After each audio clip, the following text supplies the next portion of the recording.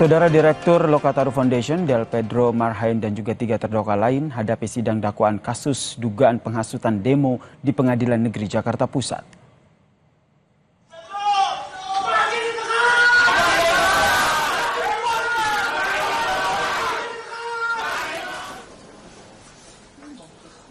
Memasuki ruang sidang, Del Pedro dan juga 3 terdakwa lain sempat menyampaikan orasi. Selain Del Pedro, 3 terdakwa lain yakni admin Gejayan Memanggil, Syahdan Hussein, staf Lokataru Foundation, Muzaffar Salim, mahasiswa Universitas Riau, Harik Anhar, saudara.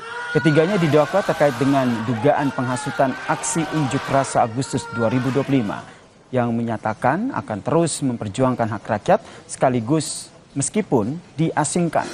Del Pedro juga ajak tahanan politik untuk tak takut memperjuangkan kebenaran. Sidang dipimpin oleh Hakim Ketua Harika Novayeri serta ikut mengawal jalannya sidang Hakim Anggota Sunoto dan juga Rosana Kesuma Hidayah.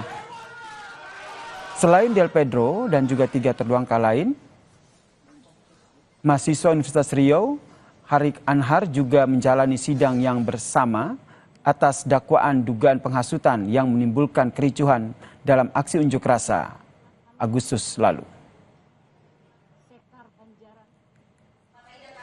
Di tengah bacaan dakwaan, saudara, saat rehat sidang, Del Pedro sempat menyampaikan apresiasi kepada para pendukungnya.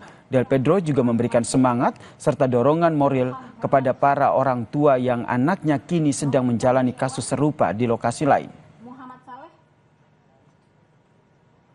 Buat seluruh ibu, seluruh ayah, seluruh perempuan, dan juga seluruh orang tua yang telah mendidik anaknya menjadi anak pemberani dan menjadi anak yang menyelamatkan, memuliakan, dan mengembalikan demokrasi kita kepada seharusnya. Itu aja paling.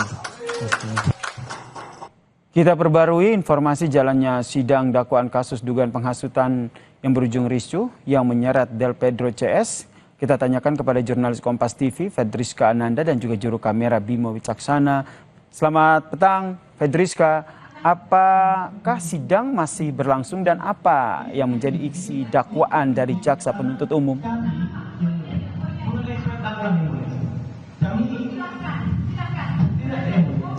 Apa saja pasal dikenakan tadi sebetulnya sudah dibacakan oleh jaksa penuntut umum melalui dakwaannya, di mana keempat terdakwa yakni atas nama Del Pedro Marhain dan juga kemudian Muzaffar Salim, Syahdan Hussein dan Harik Anhar ini tadi didakwa oleh jaksa penuntut umum dengan pasal 160 KUHP atau pasal 45A ayat 3 junto pasal 28 ayat 3 Undang-Undang Nomor 1 Tahun 2024 tentang ITE, yang mana pada intinya dari pasal-pasal tersebut keempat terdakwa ini didakwa oleh jaksa penuntut umum adalah kemudian melakukan penghasutan ataupun pengajakan untuk melakukan aksi demonstrasi yang kemudian berakhir dengan ricuh dan juga kemudian diduga juga melakukan penyebaran berita bohong.